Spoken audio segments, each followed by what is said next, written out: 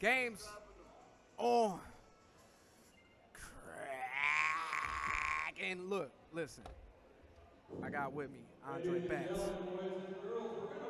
Why does it seem like every time we about the podcast, dude starts yelling This into dude the starts mic? yelling into the It seems mic like every single I start time. He does a lot of that. I met Andre. Oh my goodness! I met Andre just walking into Comic Con. I didn't see you yesterday. I don't think. No, I got here pretty late yesterday. Okay. Yeah, I didn't see you either. Yeah. I would have been tried to get you over here to talk to you, but we got this comic book, Queen Nubia, from you, and of course, if you're a viewer, you can see I'm sitting next to a black man, black Right on. comic. I would say, looking at your past, you from the west side, Right. west side of Detroit. You came up in an era where it wasn't cool to be a nerd. A lot of people are getting some. A lot of people are thriving out here off the nerd culture. Right. When you were coming up, I even see it in your bio that people like, yo, why is you come on with these comic books, man? Yeah. So what was it like, kind of being, I guess, insulated like that? Like when you didn't have, with I know with me coming up, I've always had friends that kind of shared my same interests. Right. And especially towards animation. I've always been like a big fan of animation, Japanese animation. What was it like coming up in that era with the type of things that you enjoyed that weren't necessarily like the things to enjoy? Well, in the 70s, when I came up in the 70s, of course, we had our select few of friends as well that read comic books, drew our comics, even played superheroes or whatever. You pick and choose what character you want to be, and all that good stuff. We ran into a lot of problems or whatever with those that weren't familiar with comics or whatever the case may be. But it was kind of rough, but it wasn't rough at the same time. Because one thing about it, growing up the way I did back then, everything was outside. Everything we did was outside. It was never, everyone was caught in a box where everything we do is related to pushing the button or anything like that. Yeah. We played football, basketball, baseball. Everything outside was on a consistent basis. Yeah. So with that being said, another thing you needed to know how to do being outside a lot had to be able to bring them hands up. Oh yeah. Yeah, you gotta have hands, man. That's a lost art. Yeah. Right. That's a lost art out here these days. It is. People that got them. So back then, you went through a little bit of everything, and it was part of growing up. Right now, we've been cut off by a lot of that, but back then, that was all part of growing up. Some of us had reached in certain directions. Comics was my thing, and reading comics and other different books or whatever. That's what excited me and my few friends. Yeah. So we were into other things as well, but that was really our main thing. But no, yeah, I remember. That's what I'm saying. I don't think it's changed that much. Like when we were coming up, I was for sure made fun of. Like just for, like in like the anime. I was in the wrestling. Just things like, that have very, very strong fan bases and very rabid fan bases, Right. but it's still like, it's not, I wouldn't say like mainstream, I guess. So, I also wanted to know how that has played a part in how you went about creating comics and how just your upbringing has played a part in the actual comic. Well, coming up, one thing about it, my parents, they always had us reading or whatever. My father in particular, when we got out of school or whatever, we had to, do the homework, read. He always made sure you read different things. Always made sure you didn't read the same thing. Because obviously if you read the same thing, then you can always recite that. He wanted to make sure that you're learning something in what you're reading. And that was one of the things that we went through on a consistent basis or whatever, outside of doing our homework, I would always draw a little picture on the side or whatever, then, parents come downstairs and say whatever, got my picture hidden, but I'm acting like I'm reading the book at the same time. But I was reading it, but not to the depths that they wanted us to read Right. it. So a lot of that was instilled in myself and my brother when we were coming up. But as far as developing my own comic book characters and creations, that all came into play when I first went away into the military. Okay. You know, when I went into the military, then that's when I started seeing things a little bit different. You know, because I was reading comics constantly as a kid. You know, you never really notice that, you know, you're not really represented in these books, but the stories are good. Yeah. But the representation isn't there. Oh yeah, let's talk about So, with that being said, you know, the more I started reading other books, you know, outside of, you know, mainstream books, you know, I was reading books like Autobiography of Malcolm X, Message from the Black Man, and there's several Dr. Ben books, you know, We the Black Jews, and so on and so forth. I started seeing things a little bit different. I still read my comics here and there, but by me seeing things differently, me being an artist myself at the time, I started, you know, creating my own characters. And then I decided, you know, well, it's one way I can push the message across. I can push it across through a comic book, which is visual, as well as, you know, you being able to read it and then being entertained at the same time. Let me so first off, salute to you and thank you for your service in the military.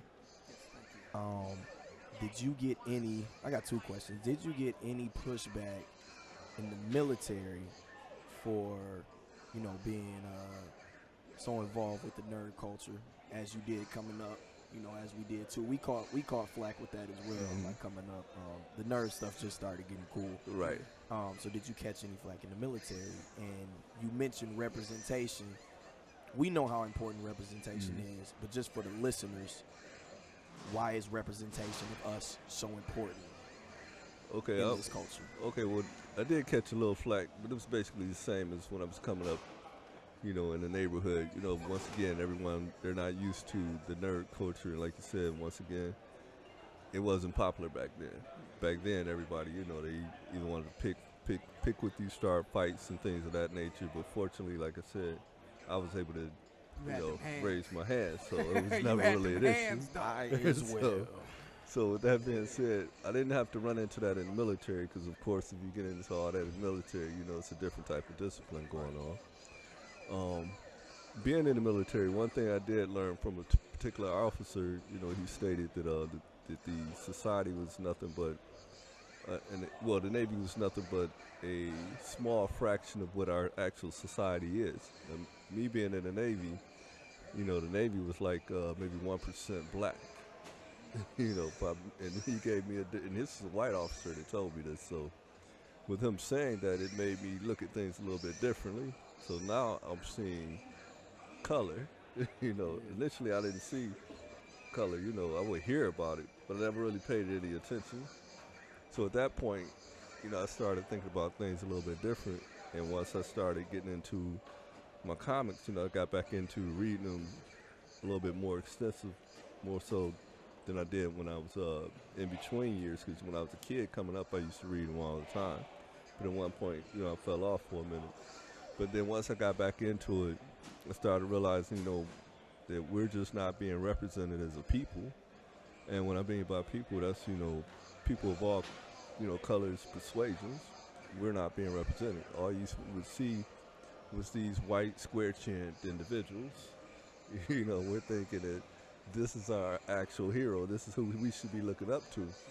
And I read a book called The Nile Valley Contribution to Civilization by a brother named Anthony T. Broder.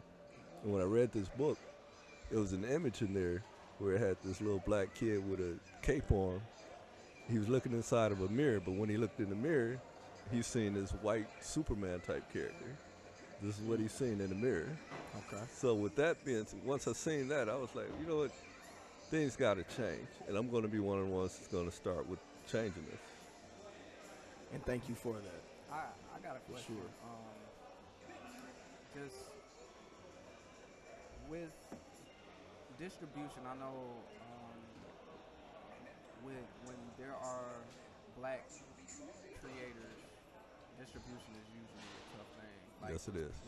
Like whatever avenue that it is. That's true. Like when you have black ideas, black thoughts, we don't have those avenues.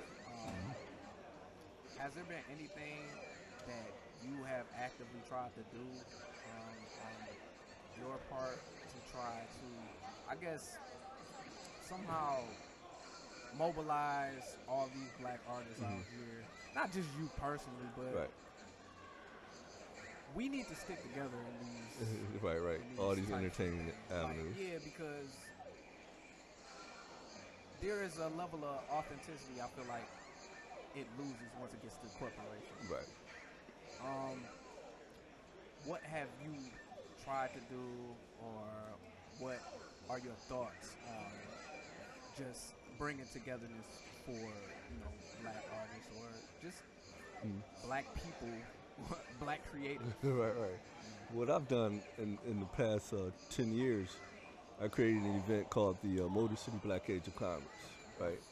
It's actually an event for black comic book creators, sci-fi writers, just the blurred culture in general. Of course, others can come as well, so they're not excluded. Right. Just like you can see, we're at their con right now. Right. So that being said, they're not excluded, but the event is set up to showcase more, ethnic talent. It's set up to showcase everything that we have. Whether, once again, we're writing sci-fi, whether we're writing, black comics, or whatever it is, this part of the culture, whether it's anime, manga, everything, all of the above. It's an event that brings all of us together, and what happens is we go out and we push the word on it. We bring a lot of people out, and they actually see, okay, it's more than just Marvel and DC. They see there's a lot of individuals out here that are doing, comics, doing cosplay, and can get up there and talk about any form of comics as it relates to their beginnings, the origins of characters. We have a workshop called African Origins of Superheroes, or whatever. It's pretty deep. Brother named Keith Young puts it together. And Keith Young, what he does is he lets everybody see, that all these white characters that we've been following all these years, they actually have black origins. This is one of the workshops. We have writing workshops, we have drawing workshops, we have Detroit Trade Craft. They come out and show individuals how to write storylines for scripting storylines for movies. So we bring. Sounds like we gotta be. You gotta be there. That's a fact. When is that? Well, actually, it's not going to be until June 2020, June 13th, 2020. We'll be there. I had to put it off a year because We will be Gives us a there. year to get ready. We'll Like, be hey, there. hey, Whole year. We're doing something in September. Okay. Called MechaCon. Okay. Same type idea, not as in depth as what you have going on, because down in the city, it's their 6th annual, and it's my first time ever hearing about it. Okay. And she said it's hard to get coverage for it. It's hard to get the word out to people. So we'll be on that, and it's the same type of thing. Black creators, Right. people writing sci-fi, Right. manga, black anime, black comics. So it'll be nice because it's a lot of people who are under the radar. Right. It's a And, lot of people. I like walking in here and seeing Yeah, this was great. people who look like me doing this kind of stuff. Okay. Like I love it. So we'll definitely be on that for sure. And like I said, like this is my first Comic Con, like anywhere. So Okay.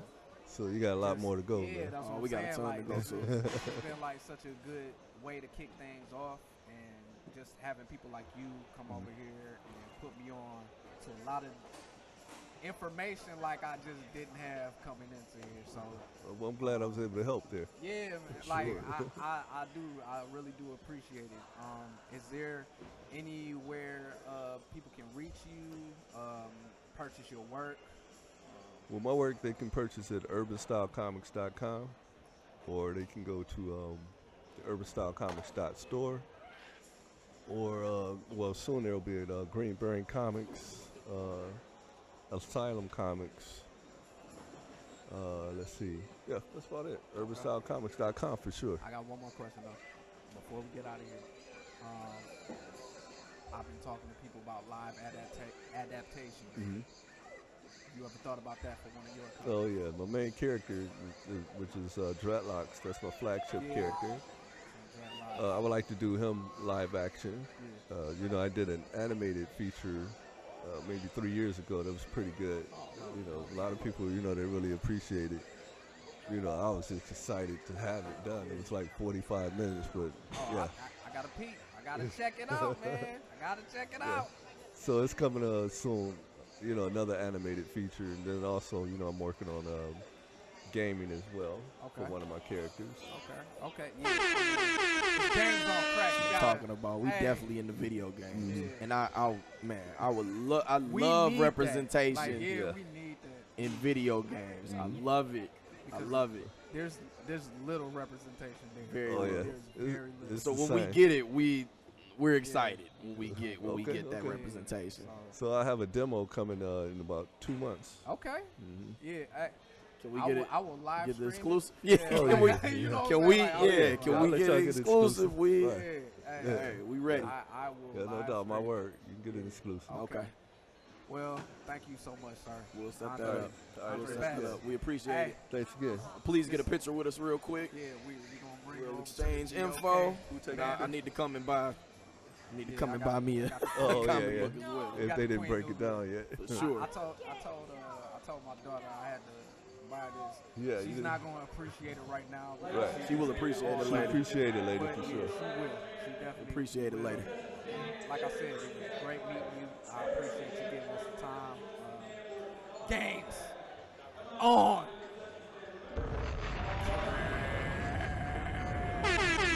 We out.